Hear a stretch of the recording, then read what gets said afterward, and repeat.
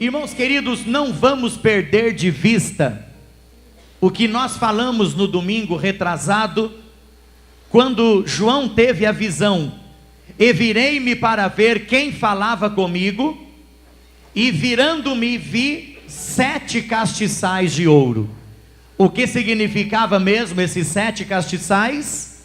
As 7 igrejas da Ásia. Então os 7 castiçais nada mais, nada menos eram do que as 7 igrejas da Ásia. Essas que eu acabei de falar, o nome de cada uma delas. E a Bíblia Sagrada diz que, e no meio desses 7 castiçais, havia um semelhante ao Filho do Homem. Quem era esse um filho semelhante ao Filho do Homem? Jesus Cristo de Nazaré, que é o Rei dos Reis e que é o Senhor dos Senhores. Então imagina, João teve a visão de 7 castiçais, ilustrando as 7 igrejas. E no meio desses 7 castiçais, havia um semelhante ao Filho do Homem, que é Jesus Cristo de Nazaré, simbolizando que Jesus está no meio da sua igreja, simbolizando que a igreja de Jesus, ela não tem dono. O dono da igreja é Jesus Cristo de Nazaré.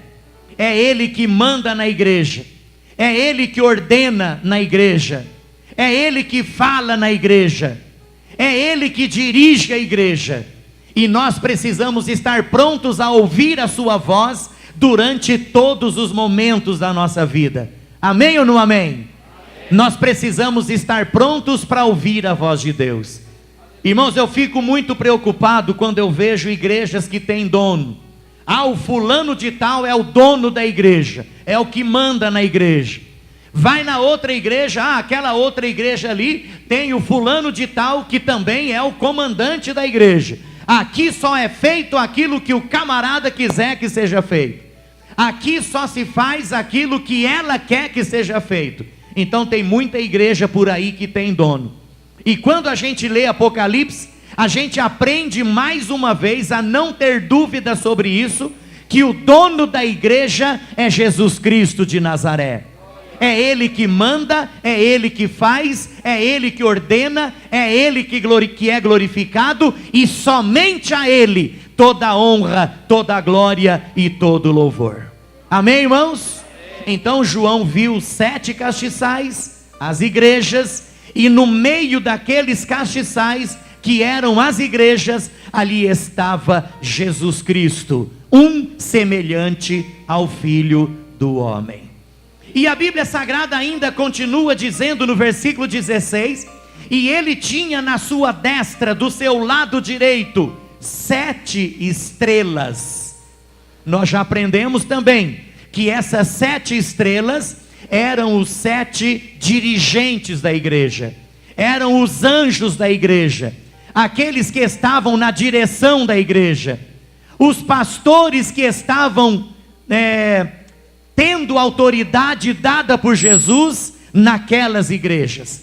Então veja bem, castiçais, igrejas, um semelhante ao Filho do Homem, Jesus Cristo de Nazaré, e do lado direito de Jesus, 7 estrelas, simbolizando os 7 anjos da igreja, os 7 pastores da igreja que estavam na direção daquela igreja. Irmãos, eu vou resumir tudo para vocês. Olha na sua Bíblia no capítulo de número 1 e no versículo de número 20. Capítulo de número 1, versículo de número 20. Vai resumir tudo isso que eu acabei de dizer para vocês agora. Quem já achou diz amém. Amém. Olha o que diz aí: o mistério das 7 estrelas que viste na minha destra e dos 7 castiçais de ouro. As 7 estrelas são os anjos das 7 igrejas, e os 7 castiçais que viste são as 7 igrejas. Amém, queridos? Demonstrando que Jesus, Ele tem um cuidado especial para com a sua igreja. Jesus, Ele olha para a sua igreja de uma forma carinhosa, de uma forma especial. E a Bíblia Sagrada diz que Jesus, ele prepara a igreja para o dia do arrebatamento. Irmãos, nós aprendemos que a qualquer momento Jesus voltará para arrebatar a sua igreja. Pode ser hoje, pode ser amanhã, pode ser a semana que vem, pode ser o mês que vem, o ano que vem, daqui 30, 40, 50, 80 anos, isto não importa. Porque a Bíblia Sagrada diz que, porém, o dia e hora ninguém sabe, nem o Filho, nem os anjos, mas unicamente o Pai. Então nós não sabemos quando Jesus voltará para arrebatar a sua igreja. Mas de uma coisa nós sabemos: Ele cuida da sua igreja, Ele zela pela sua igreja, Ele é o Senhor da sua igreja, e Ele cobra dos pastores que estão à frente da igreja, para que dirijam o rebanho segundo a sua vontade e com muita responsabilidade na sua presença. E Ele prepara uma igreja santa, diz a Bíblia, Ele prepara uma igreja imaculada, Ele prepara uma igreja sem rugas, porque é esta a igreja que vai subir para estar para sempre com o Senhor no dia do arrebatamento. Quem aqui tem certeza que vai ser arrebatado, diga amém. Quem não tem, diga misericórdia. Opa, que bênção, né? Todo mundo aqui vai ser arrebatado, que bom. Irmãos, então nós vamos agora entrar, eu falei que eu ia falar pouco. Nós vamos falar aqui sobre a igreja de Tiatira hoje, a partir do versículo de número 8, do capítulo de número 2. Abra a sua Bíblia, não fecha a sua Bíblia não, continue com a sua Bíblia aberta aí. Capítulo 2, a partir do versículo 8, diz assim: essa é a segunda carta, porque no outro domingo nós falamos sobre a primeira carta, que foi a igreja de Éfeso. Nós vamos falar agora sobre a igreja de Esmirna, segunda carta à igreja de Esmirna. Quem já achou diz amém. Diz assim a palavra de Deus: e ao anjo da igreja, olha bem aqui, o pastor da igreja, com muita responsabilidade dada pelo próprio Deus, e ao anjo da igreja que está em Esmirna, escreve: isso diz o primeiro e o último, o que foi morto e reviveu. Nós já falamos domingo próximo passado sobre isso. Jesus se apresentou também à igreja de Éfeso da mesma maneira. Isso diz o primeiro e o último, ou seja, que é o dono de todas as coisas, de todos os tempos, e Ele não tem começo e Ele também não tem fim. Amém, irmãos? Ele é eterno, Ele não foi criado por ninguém, é eterno, Ele é o dono da eternidade e Ele é eterno. O primeiro e o último, e o que foi morto e reviveu. Repita comigo: foi morto, mas reviveu. Isso, e esse não é outro a não ser o Filho de Deus, Jesus Cristo de Nazaré, que foi morto, foi sepultado, mas a palavra de Deus diz que ao terceiro dia Ele ressuscitou, e Ele está vivo aqui conosco nesta noite para abençoar. Diga amém. Ele está vivo e presente, porque Ele próprio disse: e eis que estou convosco todos os dias, até a consumação dos séculos. Então, querido, Jesus não está morto, Jesus está vivo, e Ele está presente em nós, Ele está em nós, e Ele está aqui no nosso meio nessa noite. Quem pode sentir a presença dEle, diga amém.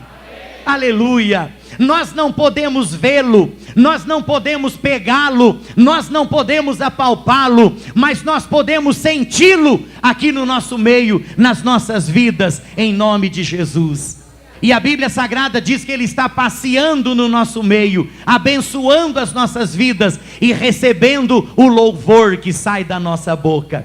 Então não tenha preguiça de louvar a Deus, não tenha preguiça de dizer um aleluia na presença de Deus, não tenha preguiça de dar um aplauso para Ele, porque Ele está aqui nesta noite, é para isso mesmo, é para receber toda a honra, toda a glória e todo o louvor. Irmãos, esse é o objetivo da igreja, em nome do Senhor Jesus. E diz aqui a palavra: e eu sei as tuas obras. Jesus conhece as nossas obras, Ele sabe aquilo que nós fazemos, Ele conhece, a Bíblia Sagrada diz, o nosso assentar, Ele conhece o nosso levantar. Certa vez o salmista disse: para onde me esconderei da sua presença?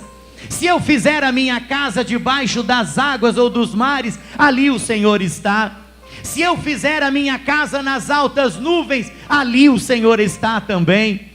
Se eu fizer a minha casa onde eu quiser, ali a presença de Deus está. Não tem como se esconder da presença de Deus. Amém, irmãos?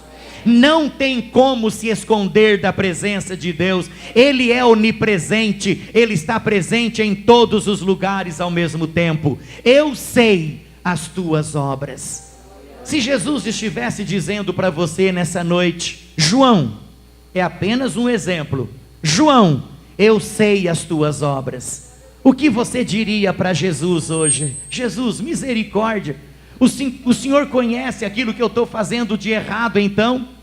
E se Ele dissesse para você assim: eu sei as tuas obras, eu sei o que você está fazendo de errado, eu tenho certeza que você morreria de vergonha na presença de Deus. Eu conheço, eu sei as tuas obras, eu sei a tribulação, eu sei a pobreza, mas tu és rico, e a blasfêmia dos que se dizem judeus e não o são, mas são da sinagoga de Satanás. Não temas, nada temas das coisas que hás de padecer. Eis que o diabo lançará alguns de vós na prisão, para que sejais tentados, e tereis uma tribulação de 10 dias, mas sê fiel até a morte, e dar-te-ei a coroa da vida. Quem tem ouvidos, ouça o que o Espírito diz às igrejas. O que vencer não receberá o dano da segunda morte.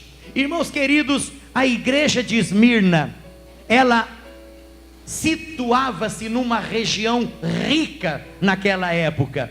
Esmirna era uma cidade portuária situada na Ásia, a mais ou menos 50 quilômetros de Éfeso, e foi sede de uma forte igreja naquela região. Irmãos, e os historiadores dizem que era uma região portuária, era uma região muito rica, onde estava a igreja de Esmirna. Porém, a igreja era uma igreja pobre. Os historiadores dizem que talvez os bens daquela igreja teriam sido confiscados pelo imperador daquela época. Talvez aquela igreja teria ficado pobre por causa da própria perseguição que a igreja vivia naquela época. Os bens materiais da igreja haviam sido confiscados na perseguição que havia sido desencadeada sobre a igreja daquele tempo. Irmãos amados, isso é muito sério. Além da perseguição que a igreja de Esmirna sofria, a Bíblia Sagrada diz que também dentro da igreja, ou dentro daquela cidade, haviam também aqueles que se diziam judeus, mas eram da sinagoga de Satanás. Ou seja, se diziam judeus, mas faziam tudo aquilo que o diabo queria que eles fizessem. Então, além da perseguição, a igreja também enfrentava, irmãos, uma situação muito difícil com os próprios judeus que estavam dentro daquela igreja, ou estavam pelo menos próximo àquela igreja, e lutavam contra aquela igreja com o objetivo de acabar com aquela igreja.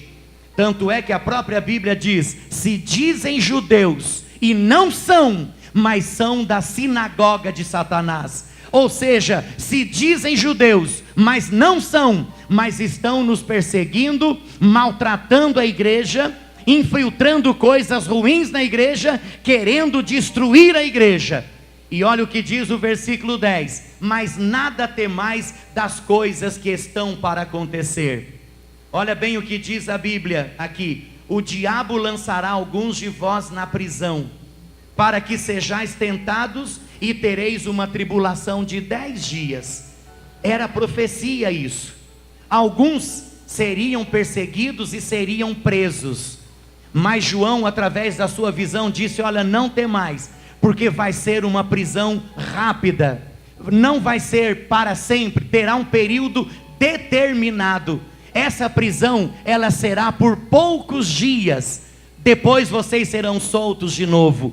E o texto sagrado termina dizendo assim: mas sê fiel até a morte, e dar-te-ei a coroa da vida.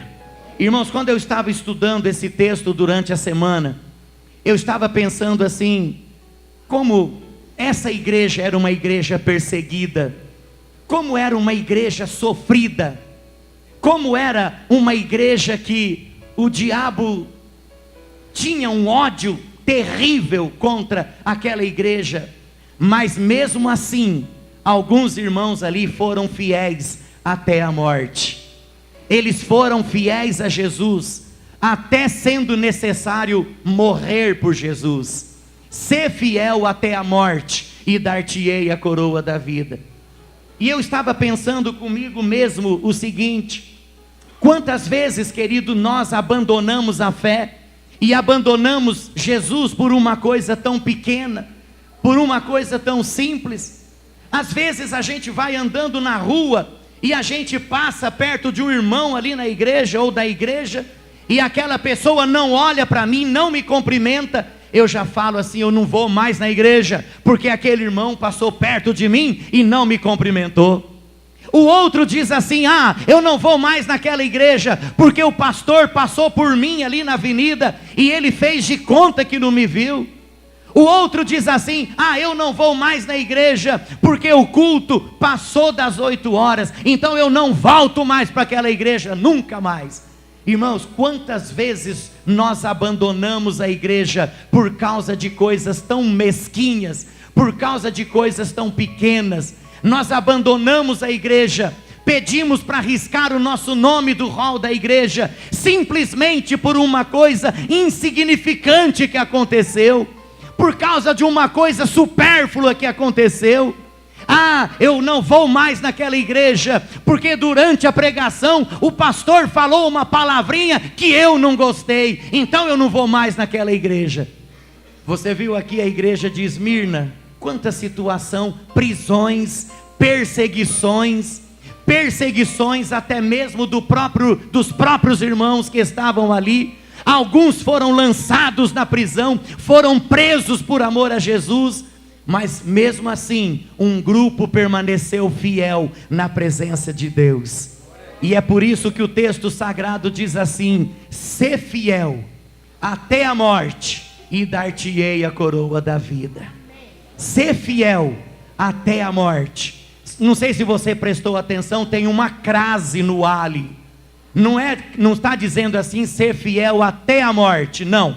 Está dizendo assim, ser fiel até a morte. Ou seja, ser fiel, mesmo que seja para morrer por amor a Jesus, seja fiel. Será que nós estamos prontos, queridos, para morrer por Jesus? Será que se de repente entrasse aqui um grupo do exército aqui na igreja, com a metralhadora na mão, e dissesse assim: quem é fiel a Jesus, faz uma fila aqui no meio? Quantos que fariam uma fila no meio? Quantos que sairiam correndo por aquelas portas ali? Quantos que sairiam correndo pela porta do fundo? Quantos que sairiam correndo pela outra porta lá? Irmãos, eu creio que poucos fariam fila para passar pelos soldados dizendo: eu sou fiel, pode me matar, eu estou disposto a morrer por amor a Jesus. Irmãos, é isso que está dizendo o texto: ser fiel até a morte. Ou seja, ser fiel mesmo que seja para morrer por amor a Jesus. Pergunte para você mesmo, pergunta: será que você está tão firme com Jesus assim, que se fosse preciso morrer por amor a Ele, você morreria? Quem sabe você diria assim: eu estou pronto para morrer pelos jogadores da seleção brasileira, eu estou pronto para morrer. Eu estou pronto para morrer pelo meu cantor sertanejo lá, é o meu ídolo, né? Se for preciso morrer pelo, uma outra coisa qualquer, eu morreria. Mas será que por Jesus eu daria a minha própria vida? Não sei. Então, irmão, sê fiel até a morte, e dar-te-ei a coroa da vida.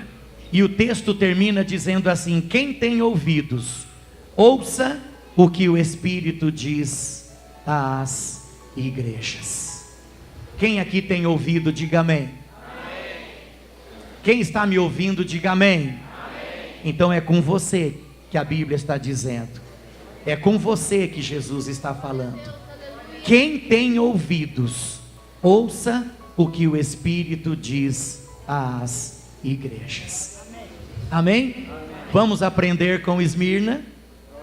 Vamos aprender com aquela igreja, mesmo sendo perseguida, mesmo sendo maltratada, mesmo padecendo prisões por amor a Jesus, mas os vencedores herdariam também a coroa da vida. E é isso que Jesus está falando conosco nessa noite, em nome de Jesus. Amém?